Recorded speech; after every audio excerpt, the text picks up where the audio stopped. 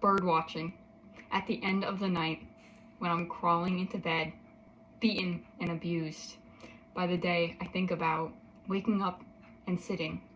in the kitchen chair with a cup of coffee, putting my feet up and watching the birds for a few minutes before the chaos of the daily routine takes over.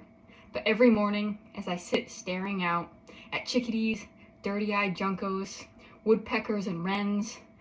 all of them fighting for their own seeds, and my own mug now empty, I think about returning home, falling into the same chair, and cracking open a cold beer.